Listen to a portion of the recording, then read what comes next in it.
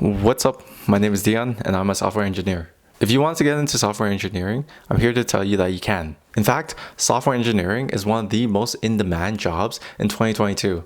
When I say software engineering, I'm talking about front-end and back-end engineer, cloud engineers, or essentially any person or developer that codes regularly in their jobs to create or maintain software. Business Insider released an article about jobs that are in demand in 2022, where 6 out of 10 of those jobs are arguably software-related jobs.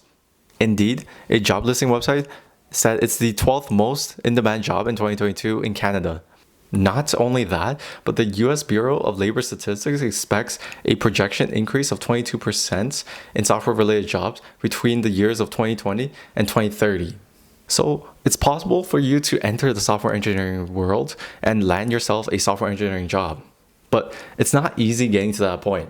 In my experience, there are certain nuances in the coding journey to becoming a software engineer that stops a lot of people from staying in the software engineering world. The first one is knowing where to start. There's so much information online and many places where you can learn how to code that it can be intimidating and stop you entirely because of this huge mountain of knowledge that you're unfamiliar with. And if I'm being honest, this is the same for software engineers of all experiences. What I've noticed for myself is that through my experience of learning different programming languages and concepts, I've built a foundation of knowledge that I can always refer back to when I'm learning another programming language. So essentially what I'm saying is that it doesn't matter where you start, just as long as you start somewhere. And when it comes to the programming language, the concepts will more or less be the same. So you really don't have to worry too much about it. And if you're just getting your development environment set up, I probably would suggest watching some YouTube video. The second one is syntax. When you're just getting started, you might find it challenging just trying to learn the basics of the programming language and its syntax. And it's not that intuitive. Adding an open and closed angle bracket, having curly braces here and there, and you have to get used to it. And sometimes it can be discouraging when your code doesn't work. And I'm not talking about your code not working the way you want it to. I'm talking about errors. I'm talking about compilation and runtime errors. Errors that won't let you run your code because you suck at writing code, and errors where even though you have your code running, it results in an error because you still apparently suck at writing code. This will definitely get you frustrated if you don't make sure that red squiggly line isn't there in your code when you try running it. And it's not only about syntax. The third one is programming concepts. I'm talking about data types, data structures, if statements, for loops, and many other programming concepts that aren't that fun to learn. Chances are you'll get bored pretty quickly just learning programming concepts. How do I know? It's because I went through it. And when you're getting started, it's hard to see how applicable using a hash map is until you actually find a need to use it.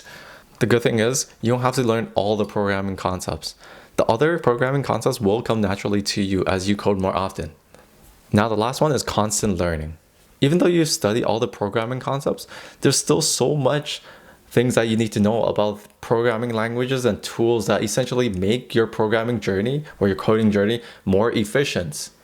Being a software engineer, you won't only be learning one single language for the rest of your career. You'll be learning at least 3 different programming languages, and all of them require you to understand what's going on.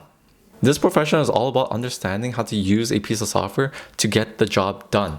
If you don't understand what a certain piece of library or module does, you better start trying to understand it now, because one day you might be responsible for choosing the tech stack for an application. And this is absolutely critical as you scale the application, because this is when advantages and disadvantages of programming languages come into play. So what am I saying in all of this?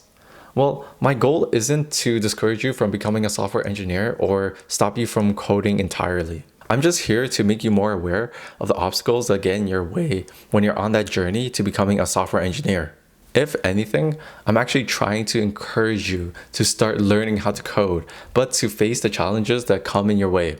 It definitely won't be easy, but will be rewarding when you get through it. Anyways, if you guys enjoyed the video, hit that like button. And if you guys want to see more content about software engineering topics, subscribe to the channel.